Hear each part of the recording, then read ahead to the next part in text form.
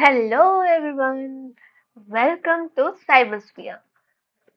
मैं एक नई सीरीज स्टार्ट करने वाली हूँ जिसमें हम DBMS से रिलेटेड सारे टॉपिक्स पढ़ेंगे।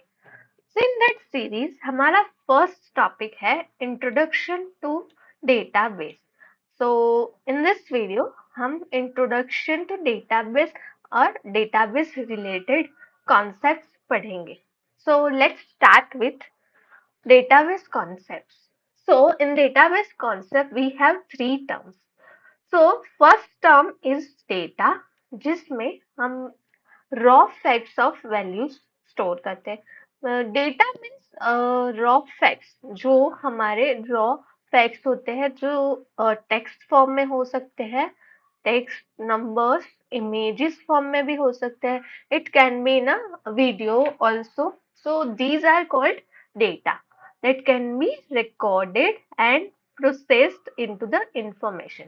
So जो raw fact of information है जिसको हम कन्वर्ट करेंगे जब हम उसको रिकॉर्ड करेंगे। फॉर एग्जांपल हम स्टोर कर रहे हैं, स्टोर किसको कर रहे हैं? सो जो हमारे रॉ फैक्ट्स है, text, numbers, images, right? So उसको रिकॉर्ड कर रहे हैं means we are storing that and we are processing that raw facts, right? Processing that values. So after that we will get the information. So whenever raw fact is processed, then we will get the information. Now database. So what is database? It is an organized electronic collection of related data. जो भी related data है, तो related means that particular जो भी हमारा particular data set है which is for a particular category, right? So for example I am having a data set which is for student data, right? So that is organized collection of data, right? So that is collection of related data. So I'm taking that data, right? And it is also structured for efficient storage, retrieval, and analysis. So we can make it in a structured way. जो हमारे पास जो data होता है हम उसको structure format में भी store कर सकते हैं. So we are having two types of database. One is structured and another is unstructured. So in a structured database, what we are having? Tables. In a structured way, we are having tables. An unstructured way, in that unstructured, what we are having, for example, you are having one web page. See, this is the one web page, okay? In that particular web page, you are having some text over here, okay? After the text, you are having some images, right? So ये जो images है, ये text है, right? After that, let's suppose you are having one form. Okay, this is one form. So this is a different type of data which is in the one web page. So ये क्या बोलता है? This is the unstructured way, right? So मेरे पास जो data है वो अलग अलग फॉर्म में है, जैसे कि टेक्स्ट हो गया, जैसे कि इमेज हो गया, यहाँ पे एक फॉर्म है, राइट? सो ये जो डेटा है वो अनस्ट्रक्चर्ड फॉर्मेट में हो गया. So this is a second type of database. जो फर्स्ट टाइप ऑफ डेटाबेस है उसको हम टेबल्स फॉर्मेट में स्टोर करते हैं डेटा को. टेबल्स फॉर्मेट मतलब कि यहाँ पे जो डेटा है वो रोज एंड कॉलम के अंदर स्टोर होगा. यहाँ पे मेरे पास डिफरेंट डिफरेंट कॉलम्स है, राइट? सो मैं उसको रोज एंड कॉलम के अंदर स्ट्रक्चराइज कर रही हूँ. स्ट्रक्चराइज मीन्स मैं उसको बता रही हूँ कि particular row and particular column के अंदर, फॉर एग्जाम्पल यहाँ पे मेरे जो फर्स्ट कॉलम है उसके अंदर मैं स्टूडेंट आईडी ले रही हूँ. सो इन दैट पर्टिकुलर कॉलम मेरे पास जो डेटा है वो पर्टिकुलर स्टूडेंट का आईडी ही होना चाहिए, उसके अलावा मैं कुछ और नहीं डाल सकती.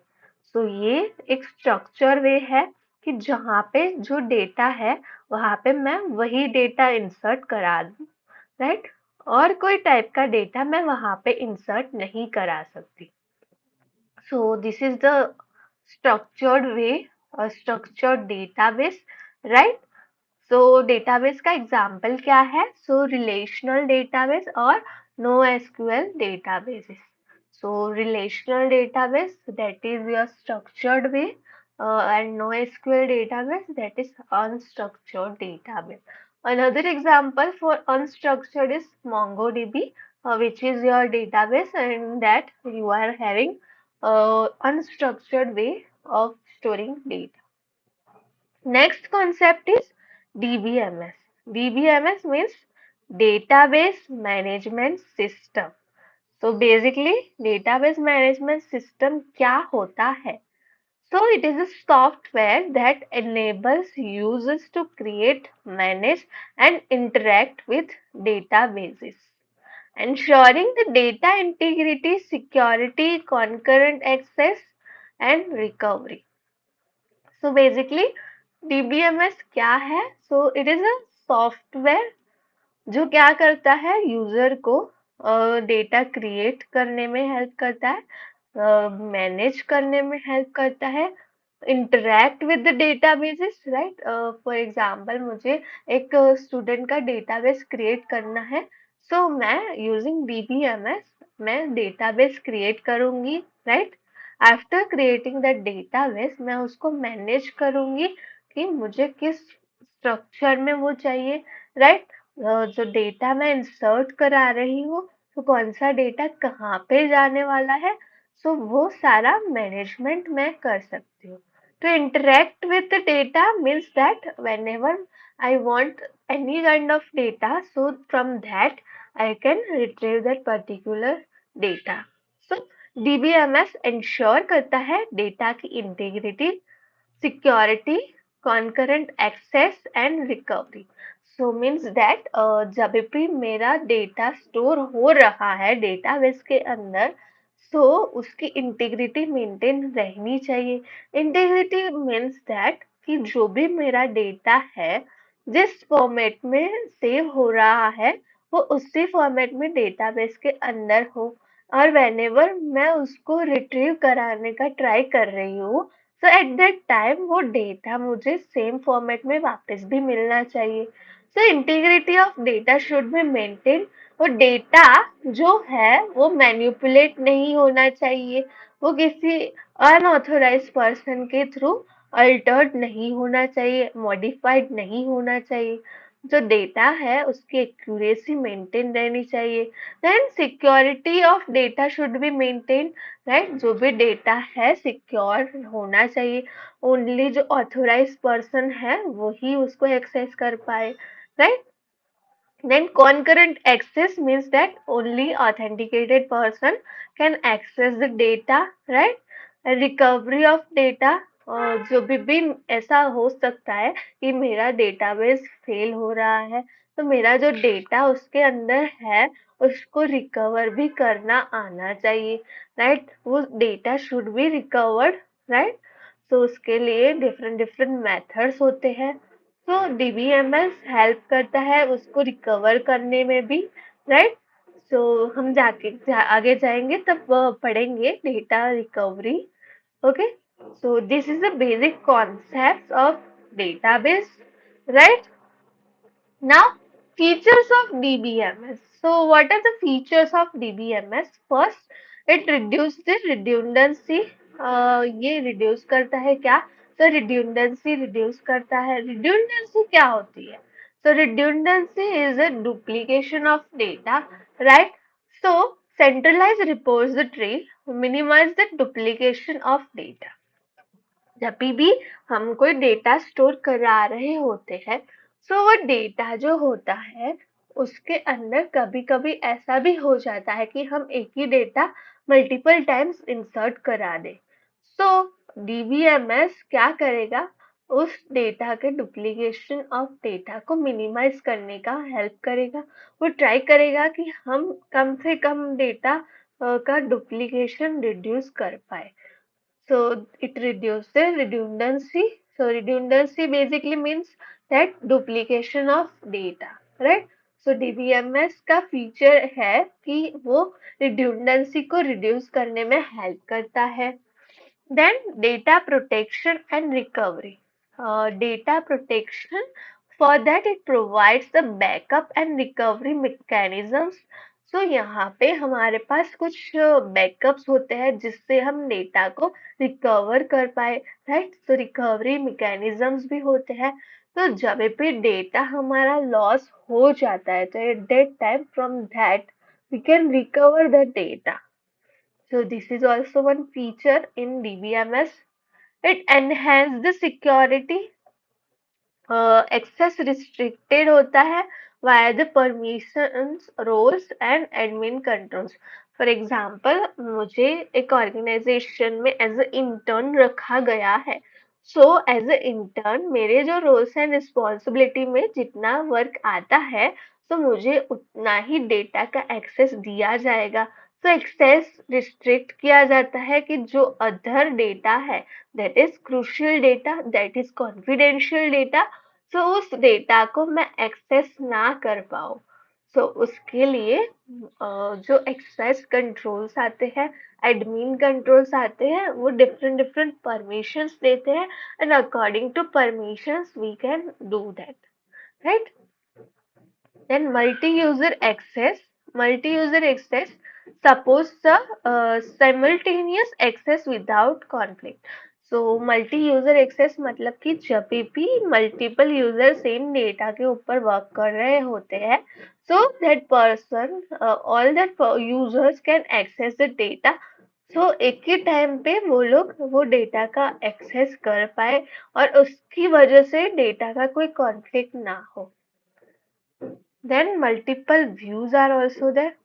So different user can see customized view of the same data. जो मेरा डेटा है, so particular user को किस फॉर्मेट में चाहिए.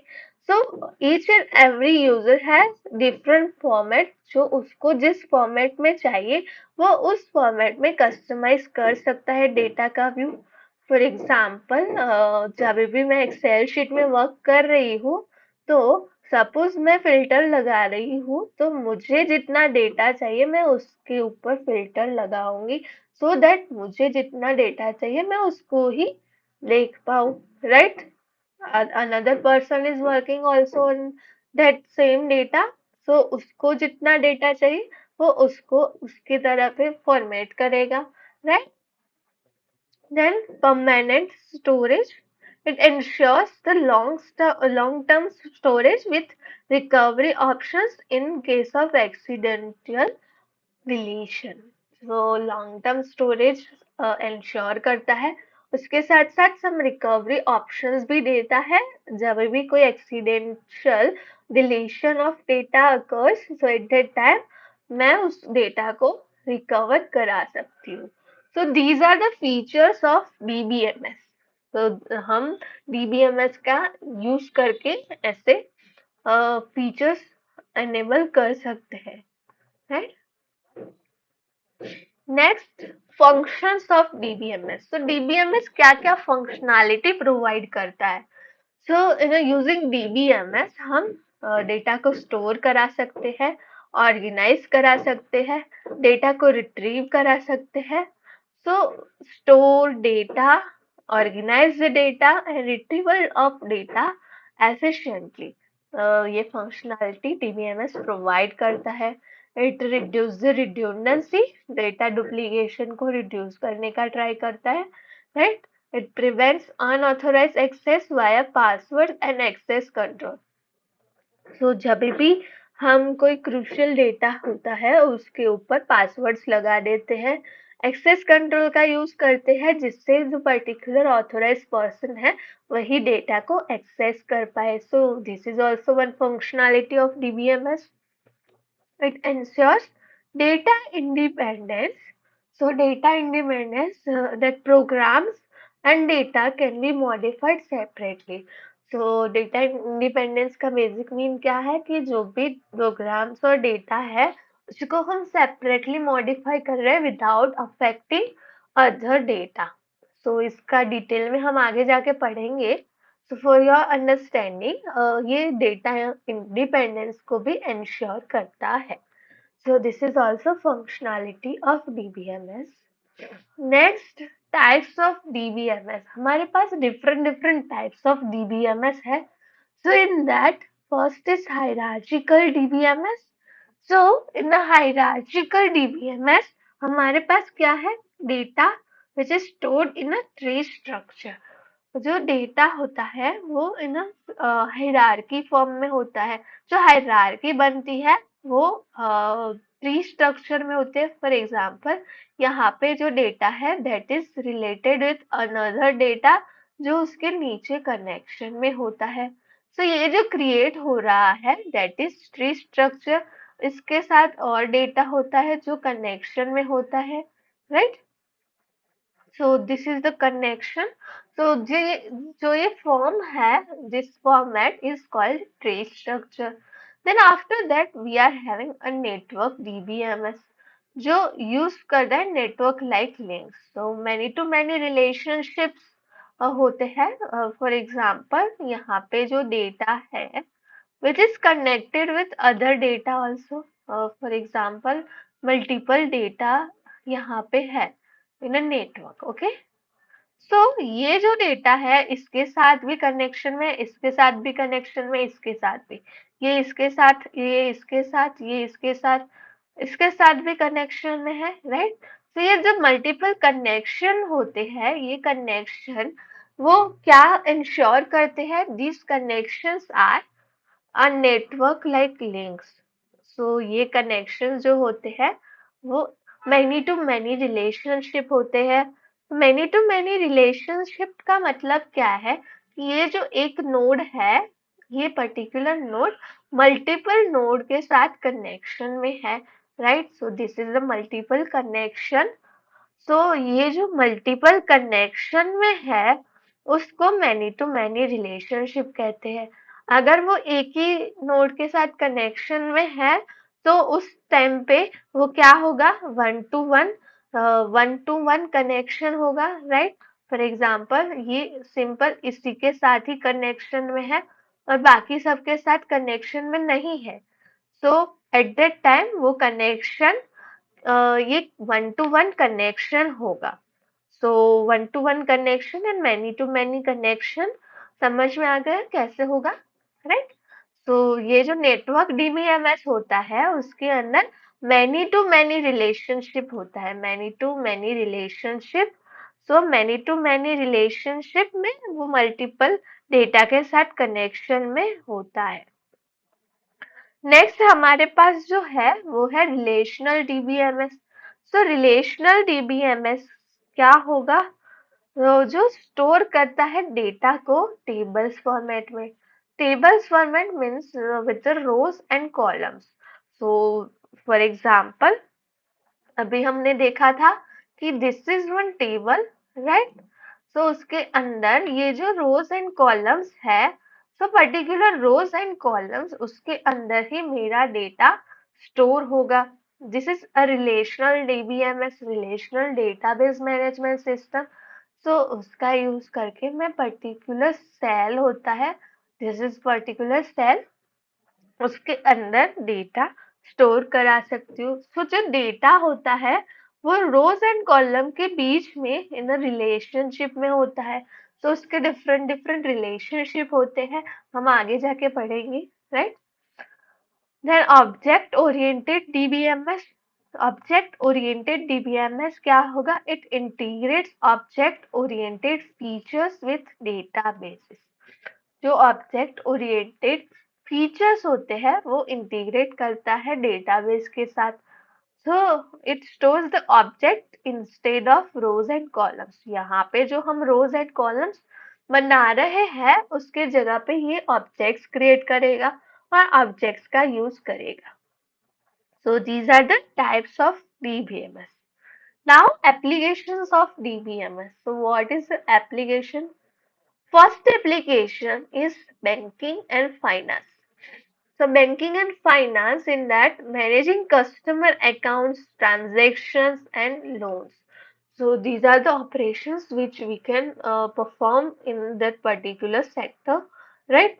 So in the banking and finance sector, हम मैनेज क्या करते हैं, तो कस्टमर के अकाउंट्स का मैनेजमेंट करते हैं, उसके अंदर जो मल्टीपल ट्रांजैक्शंस हो रहे होते हैं उसको मैनेज करते हैं, जो लोन्स प्रोसेस होती है उसको मैनेज करते हैं। सो ये जो बेसिकली जो मैनेजमेंट है वो कैसे होगा, so using DBMS, we can manage everything. Second application is e-commerce. तो ई-कॉमर्स के अंदर कैसे हेल्प करेगा to store the customer data, right? जो भी कस्टमर का डेटा है उसको स्टोर कराने के लिए मुझे डेटाबेस तो चाहिए ना, और उसको रिट्रीव कराना है, मैनेज करना है, मैनिपुलेशन ऑफ डेटा इज है, सो उन सब के लिए डीबीएमएस हेल्प करेगा। Product information is also there and order history is also there, किसने कब कौन सा प्रोडक्ट परचेज किया है, ये सारे इंफॉर्मेशन मुझे मिलेंगे, राइट? सो वो कहाँ से मिलेंगे? सो मैंने जो डेटा स्टोर कराया है, द डेटा यूजिंग डीबीएमएस, सो वहाँ डेटा बेस के अंदर से मैं ये सारा डेटा रिट्रीव करा सकती हूँ। Next is healthcare. So in healthcare, managing a patient records, जो भी पेशेंट के रिकॉर्ड्स होते हैं उसको मैनेज करने के लिए हेल्प करेगा। ट्रीटमेंट की हिस्ट्री को स्टोर कराने में, मैनेज कराने में हेल्प करेगा। शेड्यूलिंग करने में हेल्प करेगा। जो भी हम अपॉइंटमेंट शेड्यूल करते हैं उसको मेंटेन रखने में हेल्प करता है डीबीएमएस। एजुकेशन इंडस्ट्री में भी वो हेल्प करेगा for handling the student records, course registration details, then grades, right? जो मल्टीपल डेटा है स्टूडेंट के रिलेटेड, स्टूडेंट का डेटा हो गया, कोर्स का डेटा हो गया कि किस स्टूडेंट ने किस कोर्स के अंदर रजिस्ट्रेशन कराया है, पर्टिकुलर स्टूडेंट के कितने ग्रेड्स आ रहे हैं फॉर पर्टिकुलर सब्जेक्ट, ये सारा डेटा मैनेज करने में डीबीएमएस हमें हेल्प करता है। देन टेलीकम्युनिकेशंस में भी हेल्प करता है। It manage the call records, जो भी कॉल रिकॉर्ड्स होते हैं उसको मैनेज करता है। कस्टमर अकाउंट्स एंड बिलिंग, उसको भी मैनेज करने में हेल्प करता है। आफ्टर दैट रिटेल में हेल्प करेगा। तो inventory management in retail store, inventory management होता है, उसमें भी वो हेल्प करेगा कि कितना स्टॉक में पड़ा है, कितना हमें लाना है, राइट? सो वो पर्टिकुलर प्रोडक्ट, पर्टिकुलर इन्वेंट्री के लिए, वो मैनेजमेंट के लिए यूज होगा। सेल्स ट्रैकिंग, पर्टिकुलर कौन सा प्रोडक्ट कितना सेल हुआ है, मंथली सेल उसका क्या है, ईयरली सेल क्या है, सो ये सारी चीजें हम डीबीएमएस के थ्रू समझ सकते हैं। Customer relationship management, which is most important in a retail business, so ये सब चीजें हम डीबीएमएस के थ्रू कर सकते हैं। गवर्नमेंट में भी ये यूज होता है फॉर मैनेजिंग पब्लिक रिकॉर्ड्स, जो भी हमारा जो डेटा होता है गवर्नमेंट के पास, ये सारा डेटा कौन मैनेज करता है, कैसे मैनेज होता है, ये सारी चीजें डीबीएमएस के थ्रू मैनेज होती है। सेंसस डेटा होता है, लीगल डॉक्यूमेंटेशन होते हैं, ये सब चीजें हम डीबीएमएस के थ्रू मेंटेन कर सकते हैं। Social media. So in a social media, storing user profiles, post, comments, interactions, ये सारी चीजें हम करा सकते हैं। फॉर एग्जाम्पल, आप लोग जो इंस्टाग्राम यूज करते हो, जिसमें आप स्टोरीज लगाते हो, पोस्ट करते हो, कोई अच्छी पोस्ट है तो कमेंट करते हो, लाइक करते हो, शेयर करते हो, राइट? तो ये सारी चीजें डेटाबेस के अंदर स्टोर होती है। किसने क्या ऑपरेशन परफॉर्म किया, कब किया, ये सब चीजें हम जो कर पा रहे होते हैं, ये डीबीएमएस का यूज करके कर पाते हैं, right? So these are the applications of DBMS, जो हम कहाँ कहाँ पे यूज करते हैं डीबीएमएस को। So that's it for today. Thank you for watching this video. आगे हम नेक्स्ट वीडियो में देखेंगे। So today this was the first video in DBMS series. So stay tuned for next videos. यहाँ यहाँ से हम नए नए DBMS related topics लाने वाले हैं। So you just do like, share and subscribe to my YouTube channel and stay tuned for upcoming videos.